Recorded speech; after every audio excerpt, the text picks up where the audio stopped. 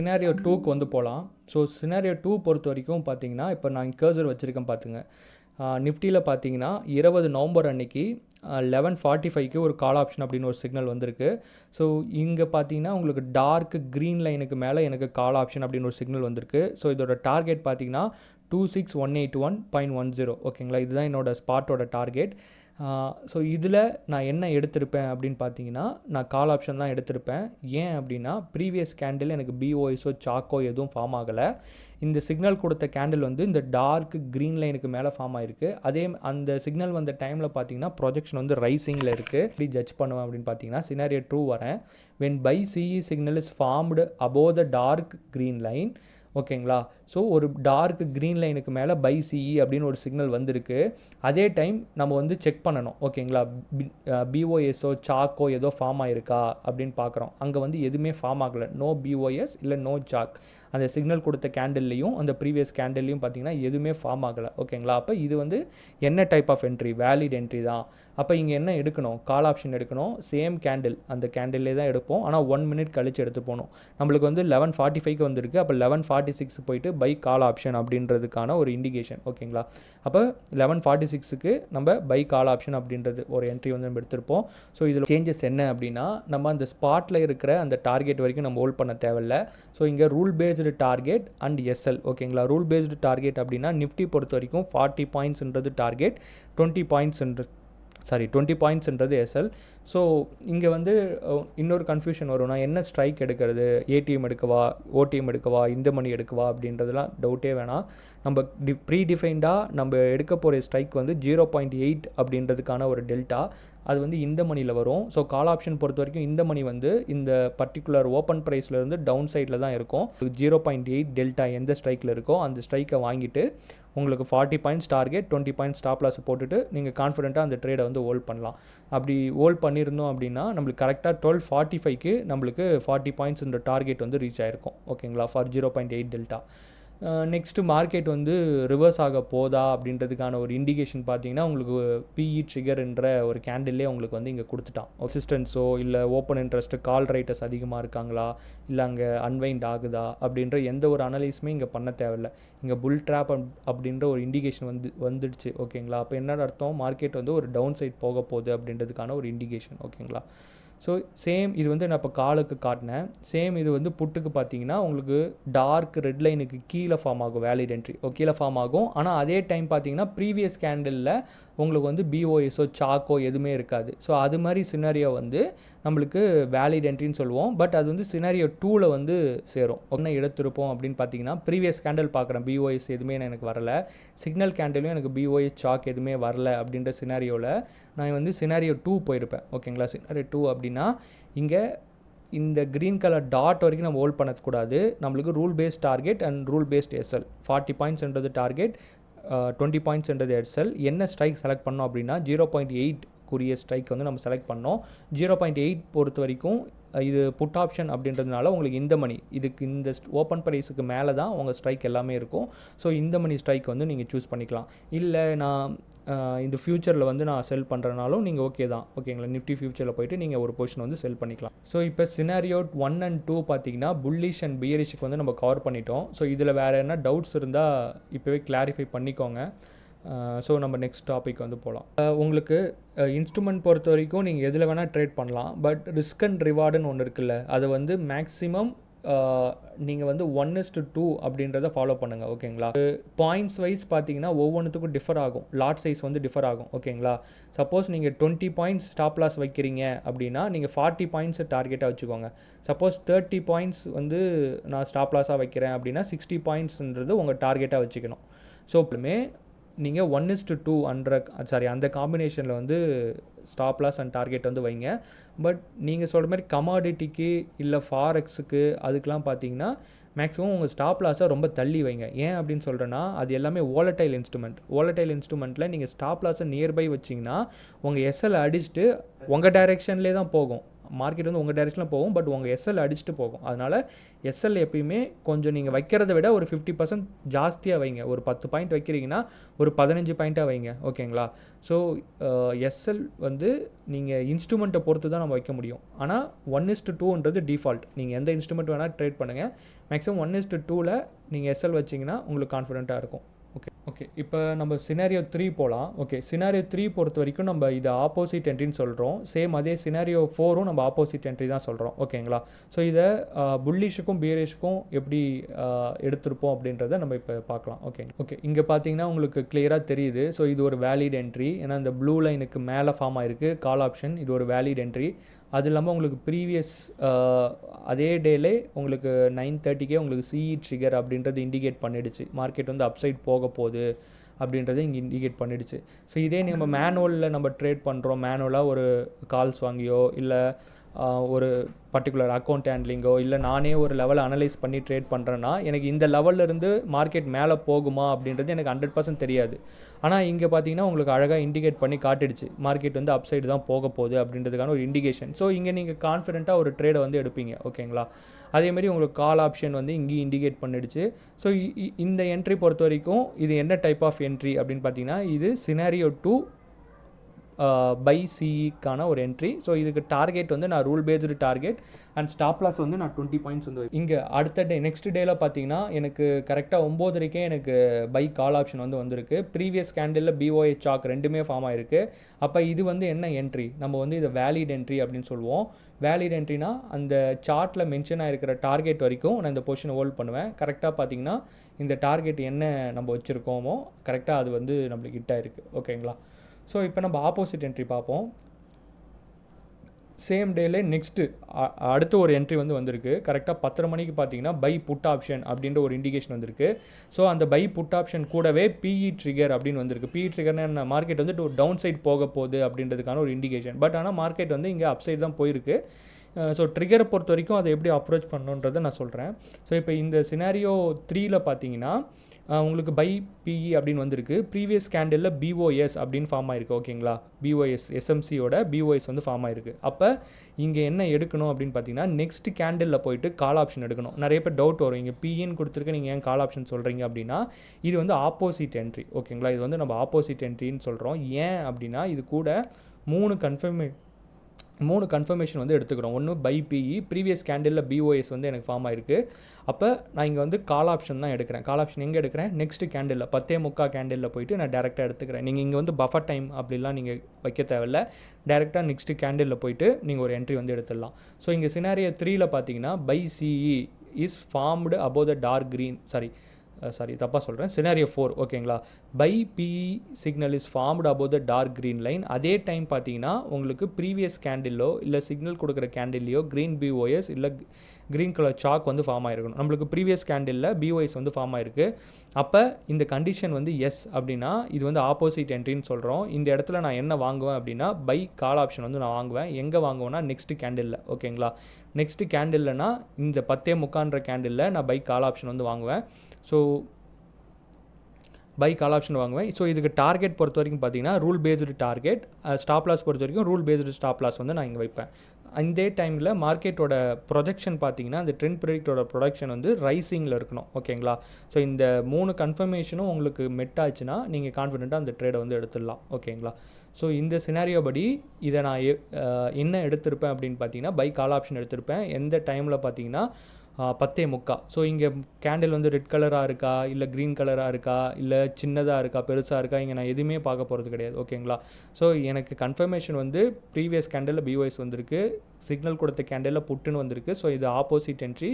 கரெக்டாக 10:45 போயிட்டு நான் ஒரு கால் ஆப்ஷன் வந்து நான் இங்கே வாங்கிடுறேன். சப்போஸ் நான் வாங்கியிருந்தேன் அப்படின்னா எக்ஸாக்டாக பார்த்தீங்கன்னா இந்த கேண்டிலில் வந்து எனக்கு டார்கெட் வந்து 11:15 வந்து எனக்கு 40 பாயிண்ட்ஸ்ன்ற டார்கெட் வந்து ரீச் ஆயிருக்கும். ஓகேங்களா? அதே டேயில் பார்த்தீங்கன்னா மார்க்கெட் வந்து இந்த 25,630 ரிவர்ஸ் ஆக போகுது அப்படின்றதுக்கான ஒரு இண்டிகேஷன் கொடுத்துச்சு. இது வந்து தேர்ட் என்ட்ரி. காலையில் ஒரு கால் ஆப்ஷன் எடுத்தோம், அது 40 பாயிண்ட் டார்கெட் இட்டு. நெக்ஸ்ட்டு ஒரு கால் ஆப்ஷன் எடுத்தோம், அதுவும் ஒரு 40 பாயிண்ட் டார்கெட் இட்டு. நெக்ஸ்ட்டு பிஇ ட்ரிகர், மார்க்கெட் வந்து ரிவர்ஸ் ஆக போகுது, டவுன் சைடு வரப்போகுதுன்றதுக்கான ஒரு இண்டிகேஷன். ஸோ அதுலேயும் நம்ம எடுத்திருந்தோம் அப்படின்னா ஒரு அரௌண்ட் 30 பாயிண்ட்ஸ் கிட்ட கவர் பண்ணியிருக்கலாம்.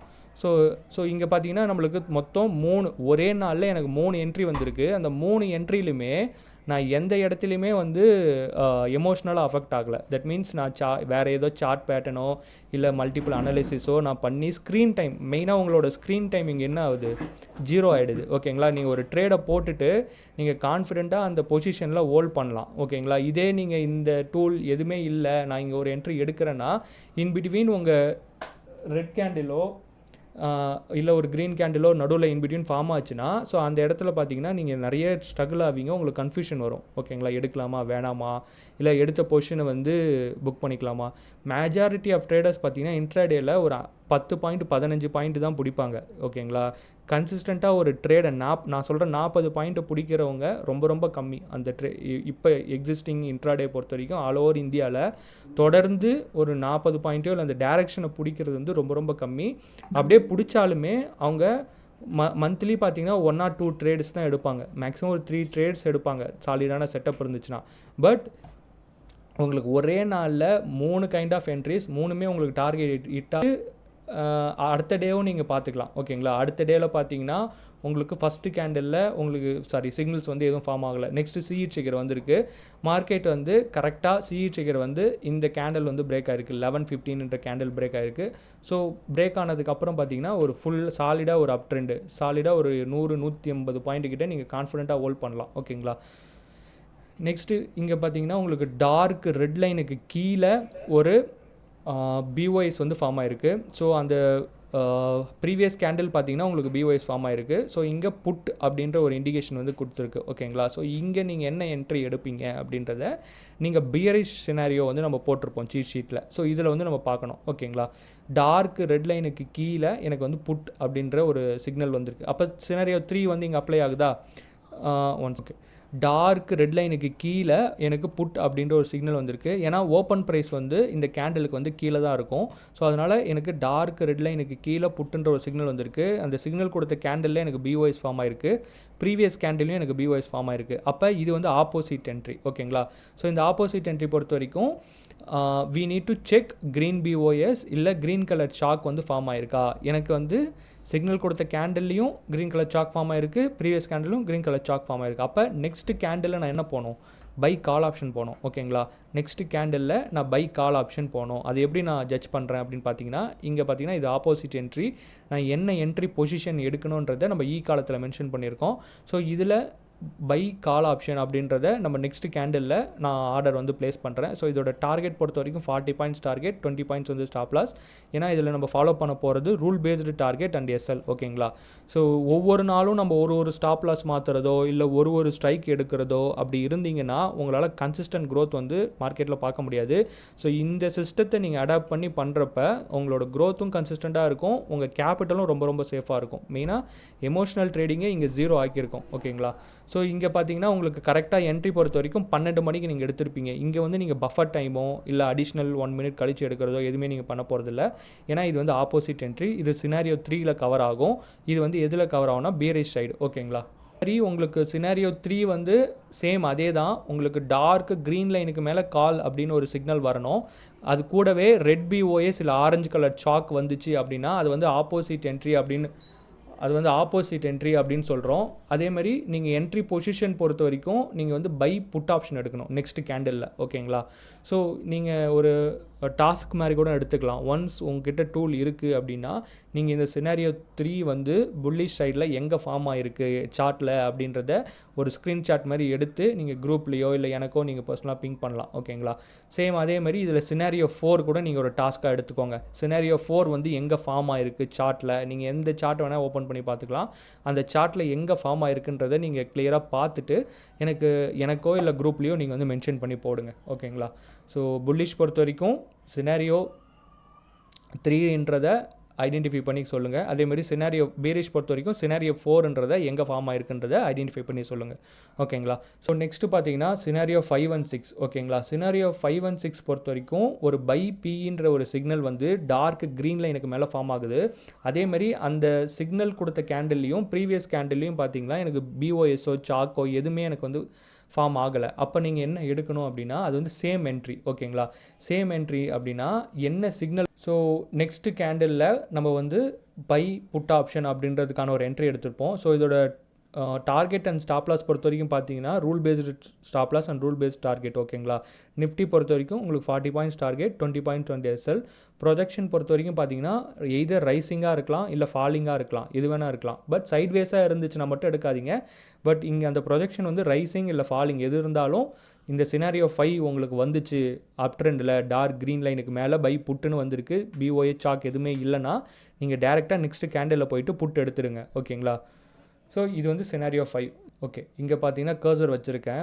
17ஆம் தேதி 12:45 பார்த்தீங்கன்னா டார்க் க்ரீன் லைனுக்கு மேலே பை புட் அப்படின்னு ஒரு சிக்னல் கொடுத்துருக்கு.